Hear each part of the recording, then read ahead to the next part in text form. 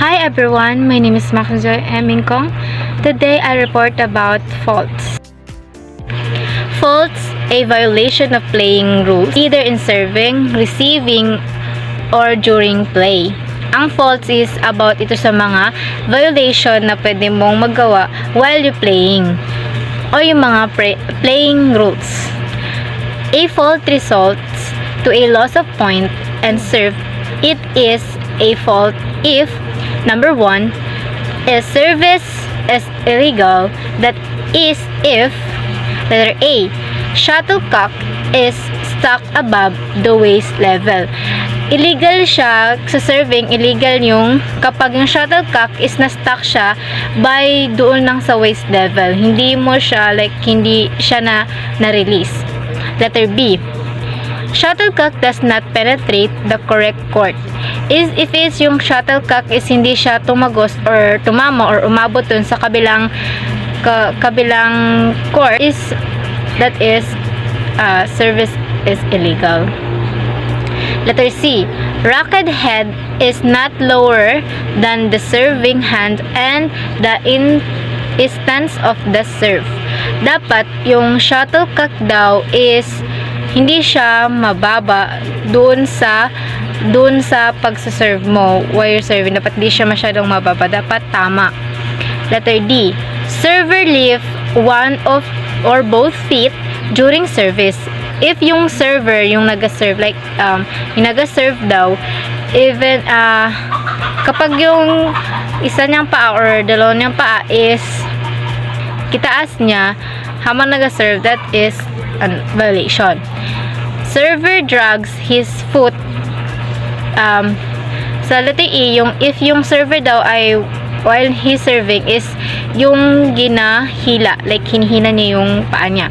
Letter F, server fates a serve. Yung server nagpretend siya na umabot or napretend niyang natamaan niya or pinaglalaban niya yung rights niya na tama yun pero mali pa rin. That is violation. Letter G, server misses the shuttlecock in attempting to serve, or yung server na illegal din siya if ever yung server is nakalimutan niyang mag-serve pero nag-start yung playing, hindi siya naka-serve. Letter H, server steps on the line or stand outside of the proper court during service. Yung server, ikaw yung magsaserve. Tapos, naka-step ka sa line, that is violation. And then, yung nag-stand ka lang ng mga ilang oras sa labas ng court.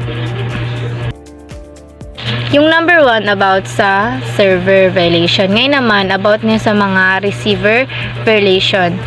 Number 2, receiver step on the line or stand outside of the proper court during service. If ever yung receiver ay nakastep siya sa line or nagstand lang siya sa outside of court, that is violation. Number 3, receiver does not keep both of his feet in contact with the correct court during service. If ever yung receiver hindi niya pinatili ang pagkadikit ng kanyang mga paa sa tamang court habang nag-start na yung playing. Number 4, shuttlecock drops outside the playing area.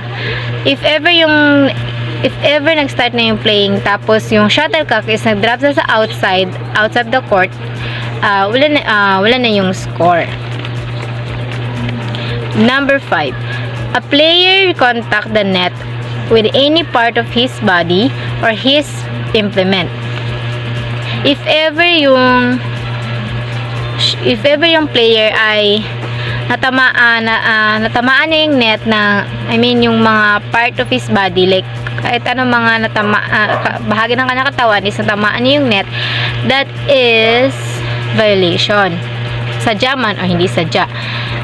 Number 6, a player reaches over the net to hit the shuttle, or if ever yung player is umabot sa ibabaw ng net para i-reach niya or hit niya yung shuttlecock, that is violation. Number 7, A player team hits the twice attempting to return.